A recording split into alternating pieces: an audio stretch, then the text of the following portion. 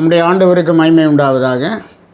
ஆசீர்வதிக்கப்பட்டதான நல்ல அதிகாலை நேரத்துக்காக ஆண்டவரை அதிகமாக துதிக்கிறேன், ஸ்தோத்திரிக்கிறேன். நம்முடைய தேவன் காலையும் மாலையும் களிகூற பண்ணுகிற கர்த்தர். அவரை போல் தேவன் இல்லை, அவருக்கு ஒப்பான தெய்வம் இல்லை என்று பார்க்கிறோம். இந்த வேளையிலும் கூட நம்முடைய சிந்தனைக்காக நாம் தெரிந்து கொண்டதான வேத பகுதி எரேமியா தீர்க்கதரிசியின் புத்தகம் 49வது அதிகாரம் 31வது வசனம். அஞ்சாமல் நிர்விசாரமாய் குடியிருக்கிற ஜாதிக்கு விரோதமாக எழும்பி போங்கள் என்று கர்த்தர் சொல்லுகிறார். அதற்கு வாசல்களும் இல்லை, தாழ்பாள்களும் இல்லை, அவர்கள் தனிப்பட தங்கியிருக்கிறார்கள். அஞ்சாமல் நிர்விசாரமாய் குடியிருக்கிற ஜாதிக்கு விரோதமாக எழும்பி போங்கள் என்று கர்த்தர் சொல்லுகிறார். நிர்விசாரமாய் இருக்கிறார்கள். அவர்கள் நிர்விசாரமாய் இருக்கிறார்கள் என்று எப்படி சொல்ல முடியும் என்றால், அதற்கு வாசல்களும் இல்லை, தாழ்பாள்களும் இல்லை, அவர்கள் தனிப்பட தங்கியிருக்கிறார். சொந்த காரியத்தை பார்த்து வாசலும் இல்லை, தாழ்பாலும் இல்லை, அப்படியே இருக்கிறார்கள். அஞ்சாமல் நிர்விசாரமாய் இருக்கிறார்கள் என்று பார்க்கிறோம். இந்த நிர்விசாரம் மனுஷனை அழித்துவிடும். நீதிமொழிகள் முதல் அதிகாரத்தில் வாசிக்கிறோம், 32வது வசனம். மூடரின் நிர்விசாரம் அவர்களை அழிக்கும் என்று சொல்லப்பட்டிருக்கு. யார் யார் நிர்விசாரமாக இருக்கிறார்களோ, தங்களுடைய கடமையில் கவனம் செலுத்தவில்லையோ, தங்களுடைய ஸ்டடீஸில் கவனம் செலுத்தவில்லையோ, நிர்விசாரமாக இருக்கிறார்களா, கடிந்து கொள்ளுதலை வெறுக்கிறார்களா, அறிவை வெறுக்கிறார்களா, யாராவது புத்தி சொன்னால் வெறுக்கிறார்களா, நிர்விசாரம் அவர்களை அழிக்கும் என்று சொல்லப்பட்டிருக்கிறது. இன்றைக்கு அநேக தேவ ஜனங்கள் கூட நிர்விசாரமாக இருக்கிறார்கள். அவர்களுக்கு வாசல்களும் இல்லை, தாழ்பாள்களும் இல்லை, சரியான ஜெபம் கிடையாது. ஜெபத்தை குறித்து சொல்லும்போது, prayer is the key of the day and lock of the night என்று சொல்லுகிறார்கள். ஜெபம் பகல் நேரங்களில் கதவுகளை திறக்கிற சாவியை போல புதிய புதிய நன்மைகளை நமக்கு பகிர்ந்து தருகிறது.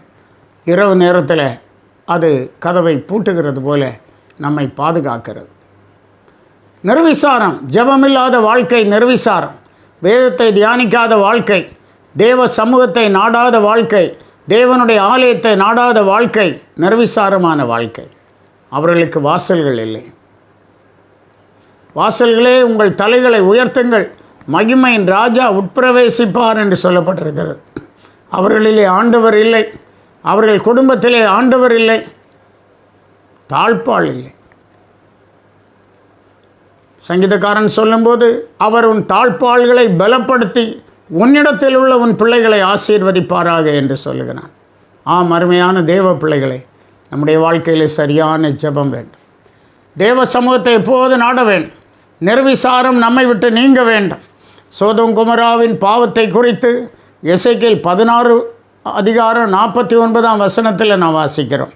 இதோ கர்வமும் ஆகார திரட்சியும் நிர்விசாரமான சாங்கோ பாங்கோமாகிய இவைகளே உன் சகோதரியான சோதோமின் அக்கிரமம் என்று சொல்ல. இதுதான் சோதோமின் அக்கிரமம். அதை எப்படி கவிழ்த்தார் தெரியுமா? புலம்பல்ல எரேமியா பாடுகிறார், 4ஆம் அதிகாரம் 6ஆம் வசனத்தில், கை செய்கை இல்லாமல் ஒரு நிமிஷத்தில் கவிழ்க்கப்பட்ட சோதோமின் பாவத்துக்கு வந்த தண்டனை என்று சொல்லப்பட்டிருக்கிறது. கை செய்கை இல்லாமல் ஒரு நிமிஷத்தில் கவிழ்க்கப்பட்ட சோதம்.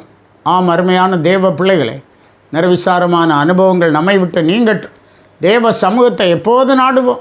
ஒன்றை நான் கேட்டேன், கர்த்தருடைய ஆலயத்தில் தங்கி இருப்பதையே நாடுவேன் என்று பக்தன் சொன்னது போல ஆண்டவர் சமூகத்தை நாடி இரவு பகலாக ஜெபித்து ஆண்டவருக்கு உண்மையாக இருப்போம். கர்த்தர் உங்களை ஆசீர்வதிப்பாராக.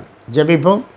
உன்னதமான எங்கள் தேவனே, உம்மை நாங்கள் துதிக்கிறோம். இந்த அருமையான காலை நேரத்திலும் கூட கர்த்தருடைய சமூகத்தை தெரிந்து கொள்ள கிருபைதார். ஆண்டவரே, எங்களில் இருக்கிற நிர்விசாரமான அனுபவங்களை எங்களை விட்டு அகற்றும்படியாக ஜெபிக்கிறோம். ஆண்டவரே, அவர்களுக்கு வாசல்களும் இல்லை, தாழ்பாள்களும் இல்லை, அவர்கள் தனித்து குடியிருக்கிறார்கள் என்று சொல்லப்பட்டபடி நாங்கள் எங்கள் காரியங்களை மாத்திரம் பார்த்து போய்விடாதபடிக்கு ஆண்டவரே, கர்த்தரை எப்போதும் முன்னிறுத்தும்படியாக, ஆம் ஆண்டவரே, அப்போதான் நீர் எங்களோடு இருந்து எங்கள் வாசல்களின் தாழ்பாள்களை பலப்படுத்தி எங்கள் பிள்ளைகளை ஆசீர்வதிக்கிற தேவன், சத்துரு உட்பிரவேசியாதபடி பாதுகாக்கிற தேவன். இந்த அருமையான ஆண்டவரே வேளையிலே தேவ கிருபை உம்முடைய பிள்ளைகளை தாங்கட்டும். கர்த்தர் ஆசீர்வதியும், பலப்படுத்தும், எல்லா நன்மையாலும் நிரப்பும்.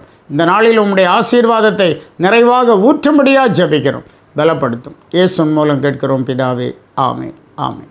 God bless you.